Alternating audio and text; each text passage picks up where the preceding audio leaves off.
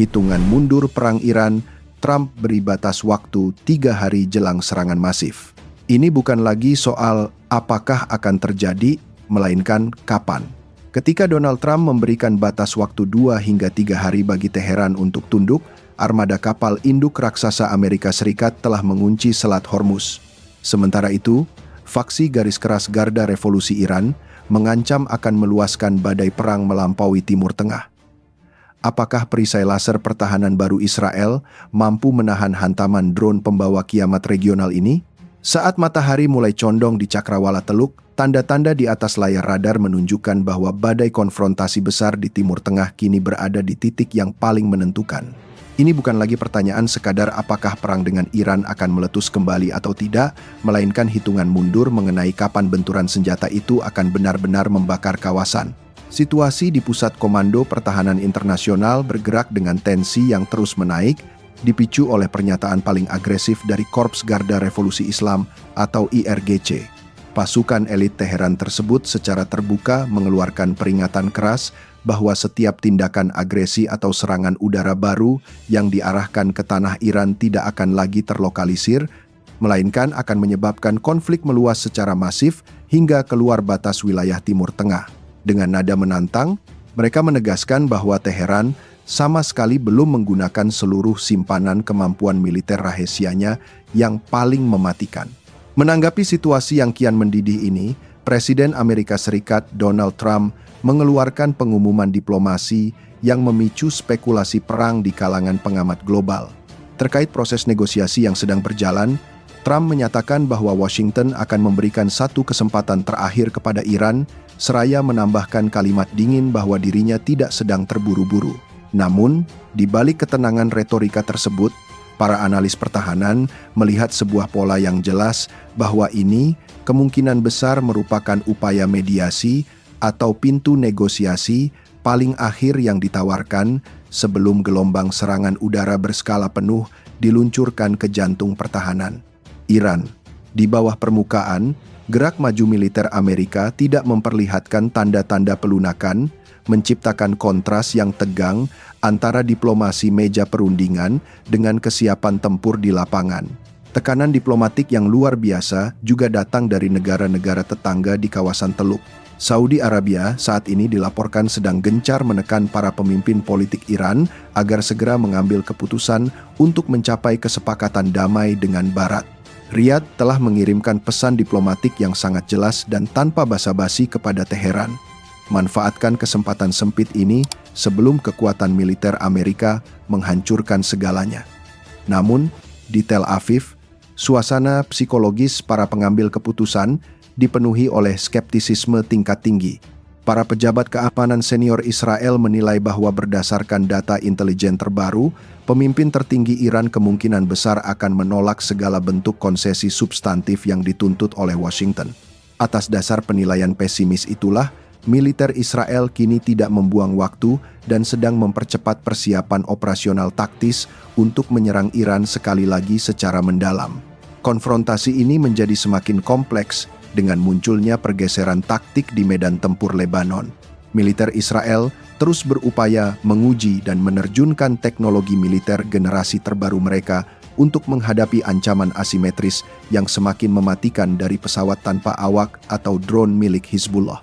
Setelah serangkaian serangan udara serius yang berhasil menimbulkan korban luka di kalangan tentara Israel, IDF mulai mengintegrasikan alutsista canggih seperti meriam gelombang mikro serta sistem pertahanan laser mutakhir yang dikenal sebagai Iron Beam langsung ke garis depan pertempuran.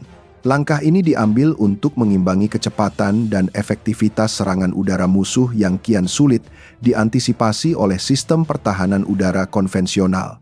Menurut bocoran informasi dari sumber-sumber internal Iran, Amerika Serikat dilaporkan telah mengirimkan sebuah proposal baru yang dibawa oleh para mediator internasional tepat setelah Donald Trump pada menit-menit terakhir memutuskan untuk menunda kembali aktivasi kampanye serangan udara gabungan. Meskipun Trump menahan perintah tembak tersebut, ia tetap mengeluarkan perintah militer yang sangat ketat kepada seluruh jajaran komando di Pentagon untuk mempertahankan tingkat kesiapan tempur tertinggi guna menghadapi skenario serangan skala besar yang bisa pecah sewaktu-waktu. Guna menyokong gertakan militer ini, Pentagon kini telah memobilisasi kekuatan angkatan laut yang luar biasa di sekitar perairan strategis Selat Hormuz. Kehadiran kekuatan pemukul ini mencakup pengoperasian 2 gugus tugas kapal induk raksasa, armada kapal perusak berpeluru kendali, barisan pesawat pengebom strategis jarak jauh, serta pengerahan ribuan personel militer yang siap digerakkan dalam hitungan menit. Namun, di pihak seberang, Iran juga masih menggenggam jajaran kartu truf strategis yang tidak bisa diremehkan oleh Pentagon. Di dalam terowongan-terowongan bawah tanahnya, Teheran masih memiliki ribuan pasokan rudal balistik, armada UAV serang, cadangan uranium yang telah diperkaya, serta kartu navigasi terpenting mereka. Kemampuan penuh untuk mengganggu, menyabotase, dan memutus total lalu lintas jalur pelayaran internasional di Selat Hormuz. Saluran media internasional Al Arabiya melaporkan bahwa saat ini upaya-upaya diplomasi yang sangat serius di balik layar terus dilakukan oleh berbagai pihak untuk merampungkan rancangan perjanjian antara Iran dan Amerika Serikat. Menurut laporan eksklusif tersebut, Panglima Militer Pakistan kemungkinan besar akan segera terbang menuju Teheran untuk mengumumkan secara resmi rancangan akhir perjanjian yang telah ditandatangani oleh kedua belah pihak.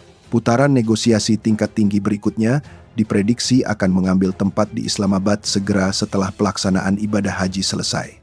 Presiden Donald Trump menegaskan kembali posisi tawar negaranya dengan menyatakan bahwa ia hanya akan menunggu selama beberapa hari lagi agar para pemimpin di Teheran memberikan tanggapan resmi terhadap isi proposal baru tersebut. Namun, di bawah lampu ruang pers Gedung Putih, ia mengunci satu sikap yang tidak bisa ditawar, yaitu bahwa Amerika Serikat tidak akan pernah membiarkan Iran memiliki senjata nuklir murni. Trump menyatakan sebuah pilihan dikotomi yang dingin. Satu-satunya pertanyaan yang tersisa saat ini adalah, apakah militer Amerika akan masuk untuk menyelesaikan misi tempur menghancurkan Iran, ataukah mereka akan menyerah dan menandatangani kesepakatan damai? Trump juga mengungkapkan bahwa Iran kemungkinan besar hanya memiliki sisa waktu 2 hingga 3 hari untuk kembali ke meja perundingan, sebelum lampu hijau operasi serangan militer baru kembali dinyalakan. Ketegangan di ruang komando semakin mengental pasca percakapan telepon rahasia antara Donald Trump dan Perdana Menteri Israel, Benjamin Netanyahu. Ketika ditanya oleh awak media mengenai apakah Israel sedang melakukan tekanan politik luar negeri yang agresif agar Amerika Serikat segera menyerang Iran, Trump menjawab dengan percaya diri bahwa Netanyahu akan mengikuti arah kebijakan strategis yang ia tetapkan, seraya menegaskan bahwa komitmen dukungannya terhadap Israel berada di angka 99%. Namun, di pihak seberang, Iran menolak untuk tunduk pada gertakan maritim tersebut. Pasukan Garda Revolusi mengeluarkan maklumat perang yang disiarkan ke seluruh jaringan proksi mereka, menegaskan bahwa jika tindakan agresi militer terhadap wilayah kedaulatan Iran terulang kembali, perang akan meluas hingga keluar kawasan.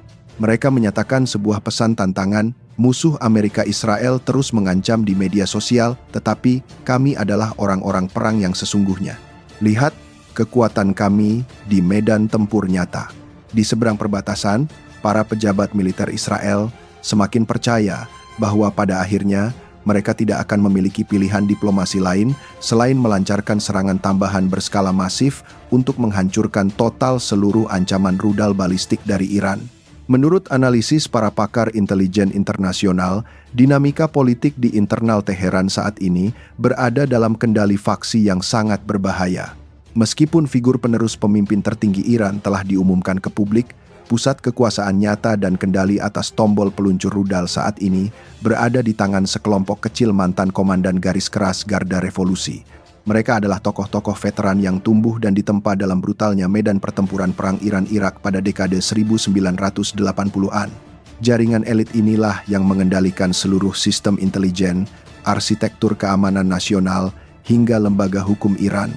Gurita kekuasaan inilah yang membantu pemerintahan Teheran tetap berdiri kokoh mempertahankan stabilitas rezim, meskipun sekitar 50 pemimpin politik dan militer tingkat tinggi, mereka telah tewas dalam gelombang serangan udara beruntun sebelumnya. Mereka terus mendorong sikap konfrontatif yang keras terhadap Amerika Serikat, sekaligus menjalankan mesin penindasan domestik untuk meredam pergolakan sosial.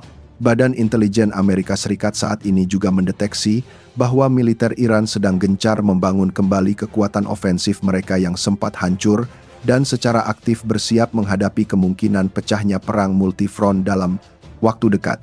Laporan intelijen satelit menunjukkan bahwa Iran diprediksi mampu memulihkan sepenuhnya seluruh kapasitas armada UAV atau drone serang mereka hanya dalam kurun waktu 6 bulan ke depan, sebuah akselerasi produksi yang sebagian besar terjadi berkat adanya dukungan pasokan komponen dan teknologi dari Tiongkok serta Rusia.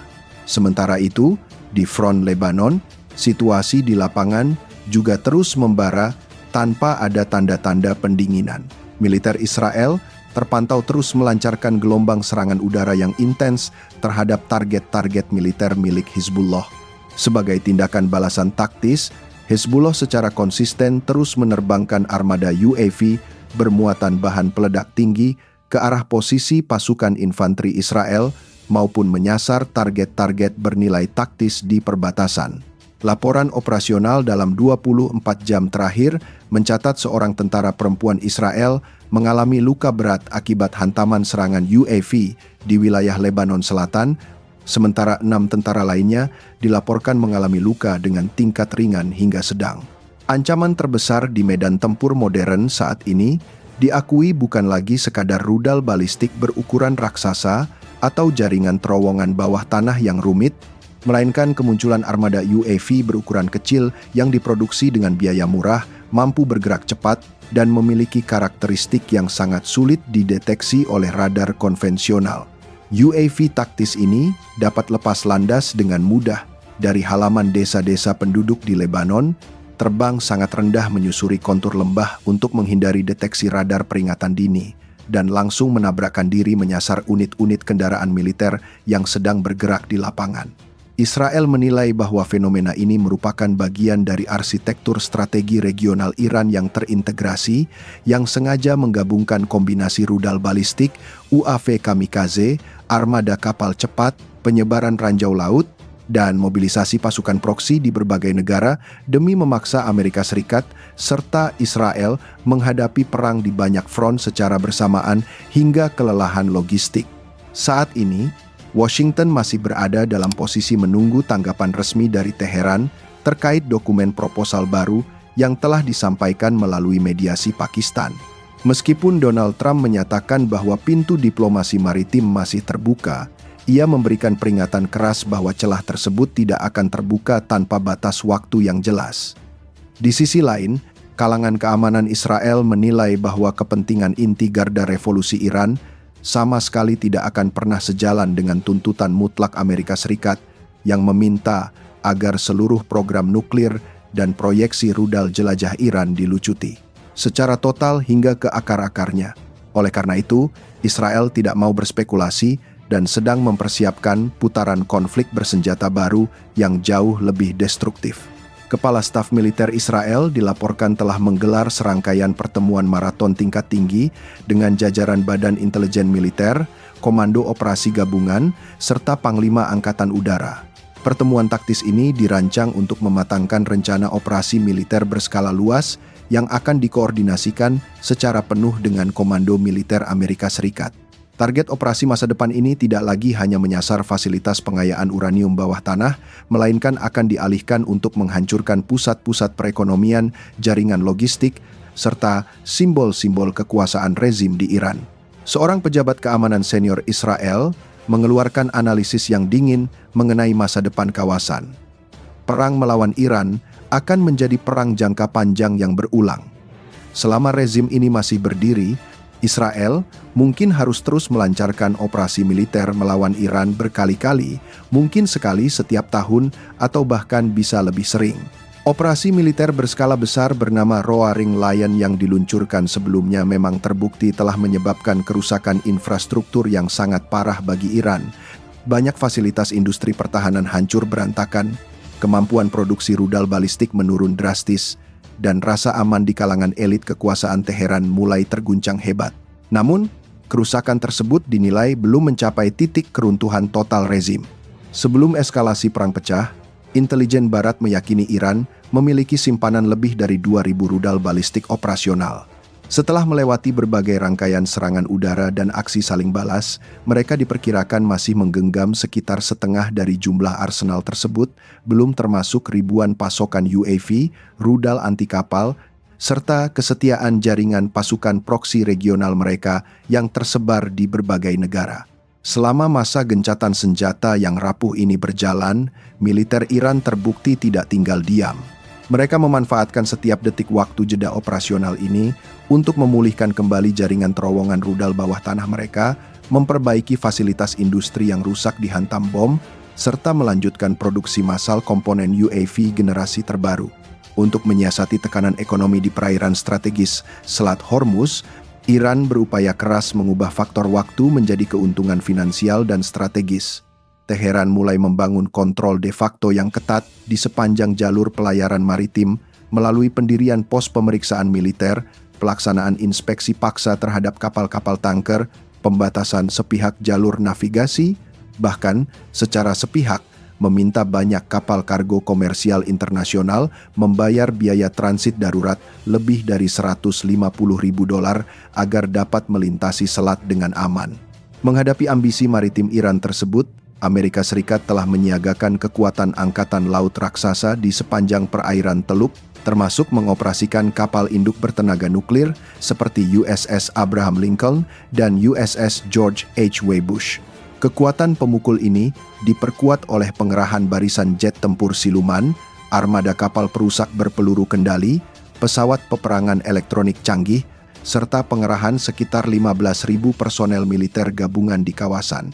Namun, para pakar militer menyadari bahwa bahkan kekuatan militer sebesar itu pun tidak akan mampu sepenuhnya menghilangkan risiko taktis di laut. Iran tidak perlu mengalahkan armada Angkatan Laut Amerika Serikat dalam pertempuran laut konvensional secara terbuka. Penebaran satu ranjau laut misterius, serangan satu kapal cepat bermuatan bahan peledak tinggi, hantaman satu UAV kamikaze, atau luncuran satu rudal anti kapal yang berhasil mengenai target bernilai tinggi saja sudah lebih dari cukup untuk memicu kepanikan massal di bursa saham dan mengguncang stabilitas pasar energi global. Ketakutan inilah yang membuat negara-negara Arab Teluk seperti Saudi Arabia, Uni Emirat Arab, dan Qatar berada dalam posisi dilematis. Mereka sama-sama ingin menghindari meletusnya perang total berskala luas yang dapat dengan mudah menghancurkan seluruh fasilitas pemrosesan energi, pelabuhan komersial, pabrik desalinasi air bersih, serta ladang-ladang minyak vital milik mereka yang berada dalam jangkauan tembak rudal Iran. Apalagi, Iran telah mengirimkan sinyal ancaman bahwa mereka memiliki varian rudal balistik dengan jarak jangkau mencapai 2.000 hingga 2.500 km yang secara teoritis mampu melesat melampaui Timur Tengah hingga menjangkau daratan Eropa, menyasar negara-negara seperti Yunani, Bulgaria, Moldova, hingga Ukraina. Di samping persiapan militer, Iran dan Hizbullah juga terbukti masih mempertahankan jaringan keuangan rahasia bawah tanah yang sangat solid untuk mengalirkan dana operasional di tengah sanksi berlapis. Jaringan marginal ini sangat bergantung pada penyelundupan komoditas emas, transaksi uang tunai dalam jumlah besar, keterlibatan jaringan pengusaha sekuler di Lebanon, serta pemanfaatan sistem transfer uang informal tradisional. Pada akhirnya, para pakar strategi pertahanan menilai bahwa masa depan peperangan di Timur Tengah akan sangat ditentukan oleh siapa yang mampu belajar lebih cepat di lapangan, siapa yang mampu mendeteksi munculnya ancaman asimetris lebih awal, dan siapa yang mampu mengintegrasikan data intelijen taktis, daya tembak artileri, lompatan teknologi, serta sistem pertahanan udara secara real-time dengan jauh lebih efektif. Iran saat ini sedang berusaha keras mengulur dan memperpanjang waktu gencatan senjata demi membangun kembali otot militer mereka yang sempat terluka, sementara Israel dan Amerika Serikat terus bergerak memanfaatkan periode tenang sementara ini guna mempersiapkan skenario serangan terdalam dan arsitektur pertahanan berikutnya. Jika para pengambil keputusan di Teheran keliru dalam membaca situasi dan menganggap ketenangan sementara ini sebagai tanda kelemahan diplomasi Washington, maka hitungan mundur perang akan segera berakhir Dan pertanyaannya bukan lagi apakah perang akan terjadi atau tidak, melainkan front perbatasan mana yang akan terlebih dahulu meledak menjadi lautan api. Apakah menurut Anda sistem pertahanan laser Iron Beam milik Israel akan mampu meredam ancaman drone murah milik Hizbullah? Ataukah taktik pengondisian tarif transit di Selat Hormuz oleh Iran akan berhasil membiayai program rudal mereka di tengah sanksi? Sampaikan analisis militer dan pandangan geopolitik tajam Anda di kolom komentar di bawah. Pastikan untuk klik subscribe, berikan like pada video ini, dan aktifkan lonceng notifikasi agar Anda selalu mendapatkan analisis tercepat dan mendalam mengenai konflik militer global hanya di kanal ini. Terima kasih telah menonton, sampai jumpa di dokumenter strategis berikutnya.